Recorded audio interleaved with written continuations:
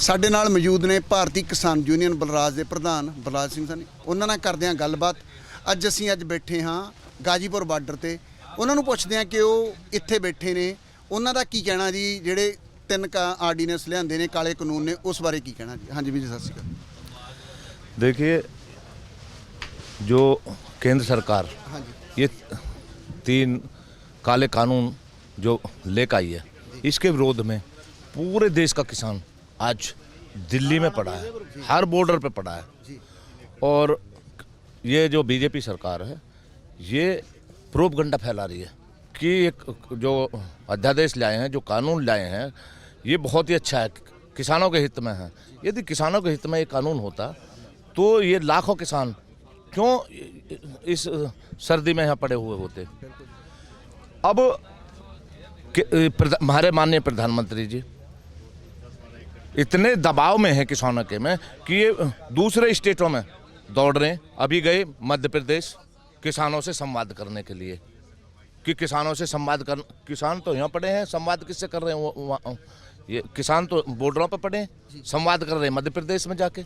संवाद करें तो किसानों से यहाँ करते ना, क्योंकि वो घबराए हुए हैं। उन्होंने ये अडानी अडवाणी के दबाव में बिल तो बना दिया, लेकिन उसके गले की फांस बन गई। ये बिल उनके गले की फांस बन गई और ना तो छटका जा रहा है, ना उसको उगल पा रहे हैं। अभी जब तक ये कानून वापस नहीं जाता है, तब तक ये किसान इस लड़ाई को बहुत ही मजबूती से लड़ते रहेंगे।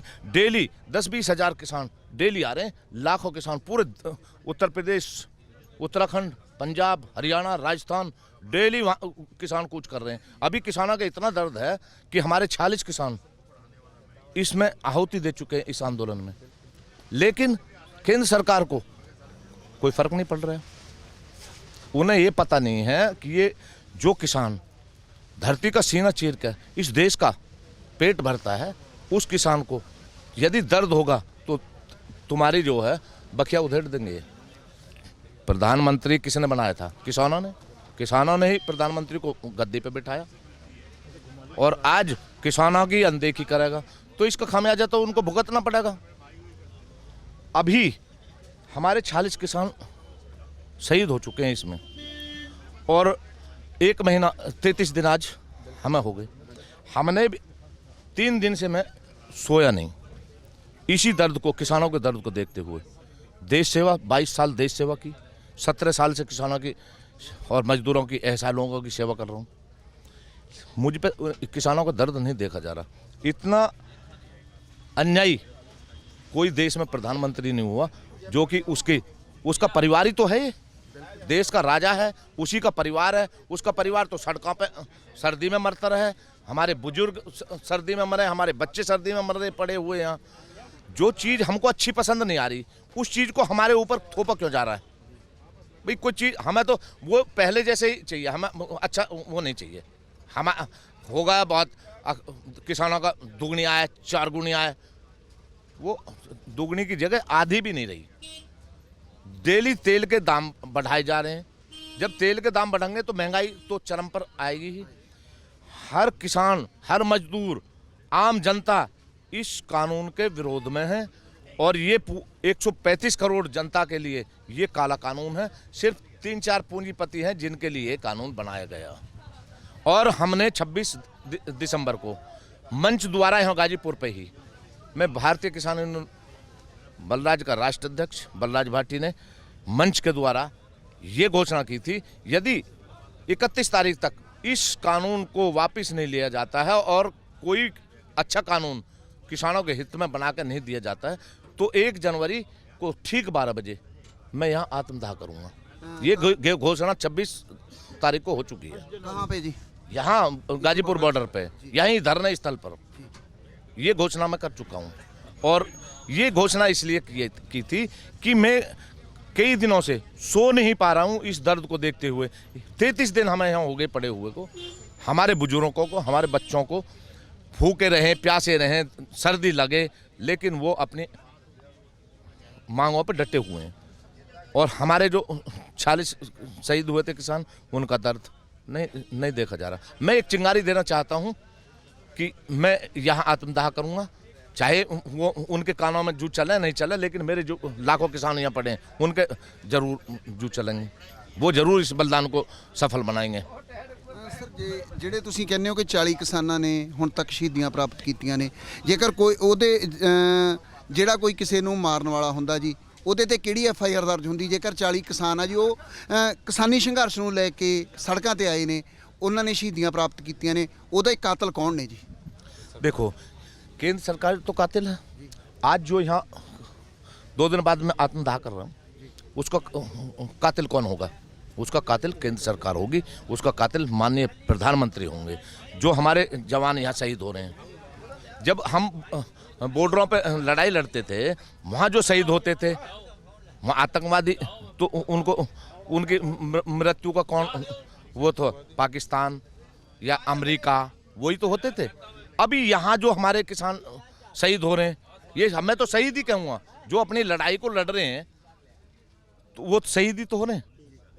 यदि वो शहीद हो रहे हैं तो उनकी हत्या करने वाला हमारे माननीय प्रधानमंत्री जी हैं, जिसकी हम इस पूरे देश के उनके बच्चे हैं। हम जो राजा है उसकी हम प्रजा हैं।